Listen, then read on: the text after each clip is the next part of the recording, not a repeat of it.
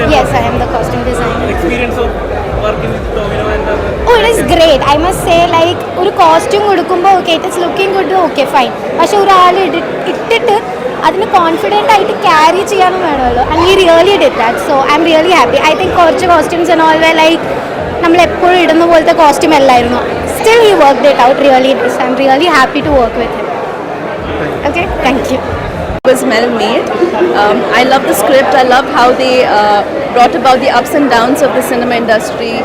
The technicians, crews, directors, producers, actors, അവരെല്ലാവരും ഒരു unit ആയിട്ട് എങ്ങനെയാണ് ലൈക്ക് അവരുടെ പ്രോബ്ലംസും എല്ലാം ബ്യൂട്ടിഫുള്ളി അത് ക്യാപ്ചർ ചെയ്തിട്ടുണ്ട്. It was quite emotional as well. Last time I had tears in my eyes. It was wonderfully done.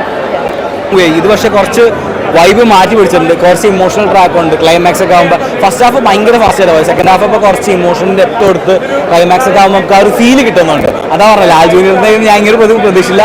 But I M happily satisfied. Thank you. നല്ല മൂവിയാണ് ലാൽ ജൂനിയർ. എന്താ പറയുക, നടികർ നല്ല പെർഫോമൻസ് എല്ലാവരുടെയും.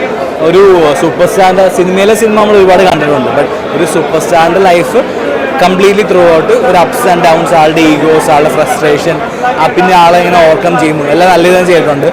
ആൻഡ് അനുമേനകത്തുണ്ട് ഒരു എക്സ്റ്റൻഡ് ക്യാമിയോ പോലെ നല്ല പെർഫോമൻസ് ആയിരുന്നു. ആൻഡ് സൗബിൻ ഓൾസോ ഒരു വൈബായിരുന്നു ഈ മൂവിയുടെ. എനിക്ക് ഏറ്റവും കൂടുതൽ ഇഷ്ടപ്പെട്ട frames, colourful and costume designing. ഏക്ക എന്നാണ് പേരെടുത്ത് വേണം. She has done a great job. And വൈബാണ്. ടോവിനോന് ഇത്രയും ലുക്കിൽ പല ഡിഫറെൻറ്റ് ലുക്സ് കാണാൻ പറ്റി. ഒത്തിരി രസമുണ്ടായിരുന്നു. ആൻഡ് പെർഫോമൻസും നല്ല രീതിയിൽ ചെയ്തിട്ടുണ്ട്. ലാൽ ജൂനിയറിൻ്റെ പടം പറയുമ്പോൾ എപ്പോഴും ഒരു വൈബായിരിക്കും പ്രതീക്ഷിക്കും. പക്ഷേ ഇതൊരു ഡിഫറെൻറ്റ് വൈബാണ്. ഇമോഷണൽ എലമെൻറ്റ്സ് ഉണ്ട്. സെക്കൻഡ് ഹാഫൊക്കെ നന്നായി വർക്കൗട്ട് ആയിട്ടുണ്ട്. എനിക്ക് പേഴ്സണലി ഭയങ്കര സാറ്റിസ്ഫൈഡ് ആണ്. ആൻഡ് കുറച്ച് ധ്യാൻ, ഷൈൻ ടോം ചാക്കോ, കുറച്ച് കുഞ്ഞു ക്യാമിയോ അപ്പിയറൻസ് ഉണ്ട്. രസമായിരുന്നു. രഞ്ജിത്ത് ഓസാസാണ് കൊച്ചോ. എന്തായാലും തിയേറ്ററിലൊന്ന് കണ്ടിരിക്കാൻ പറ്റിയൊരു മൂവിയാണ്.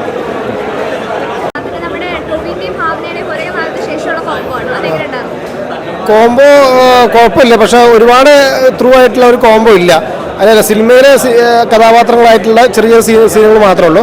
എന്നാലും രണ്ടാളും കോംബോ ആയിട്ട് ചില സീനുകളുണ്ട്. അത് നന്നായിട്ടുണ്ട്. ഓക്കെ, ഓൾമോസ്റ്റ് പടം കുഴപ്പമില്ല. വൺ ടൈം വാച്ചബിളാണ്.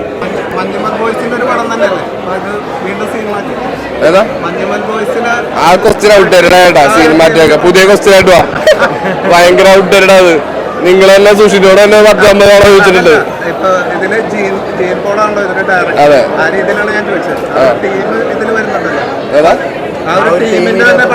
ആ ടീമിന്റെ പടം അല്ലല്ലോ അങ്ങനത്തെ. അത് ജീൻചേട്ടൻ അവിടെ ചിദംബരം ആയിരുന്നല്ലോ ഡയറക്ടറോട്. ജീൻചേട്ടനല്ലേ ഡയറക്ടർ മാറുമ്പോൾ പടങ്ങളാണ് വ്യത്യസ്തം. മഞ്ഞുമൽ പോലത്തെ ഒരു സിനിമ അല്ല ഇത് തല്ലുമാല പോലത്തെ ഒരു സിനിമ അല്ല.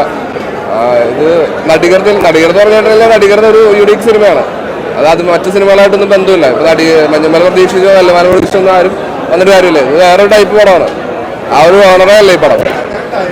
ഒരു ബാക്ക് സ്റ്റോറി ഭയങ്കരമായിട്ട് ടച്ചിങ് ആണെന്ന് എല്ലാവരും പറയുന്നുണ്ടായിരുന്നു. അതായത് കവിനോട് ചെറുപ്പം വരുന്ന ഒരു അപ്പൊ അതിന് കണ്ടു കഴിഞ്ഞപ്പോൾ അത്രമാത്രം ഫീൽ ചെയ്തില്ലേ? അതെനിക്ക് ഭയങ്കര ഇമോഷണലി കണക്ട് ആയ ഒരു ഏരിയയായിരുന്നു അത്. എനിക്ക് ആ പാട്ട്, എനിക്ക് ആ ഓമൽക്കന നേഹ ആക്സൻ എനിക്ക് ആ പാട്ടും ഭയങ്കര ഇഷ്ടപ്പെട്ട പാട്ടായിരുന്നു. അതുകൊണ്ട് എനിക്ക് പെട്ടെന്ന് ഈസിലി കണക്ട് ആയത്. ഓക്കെ.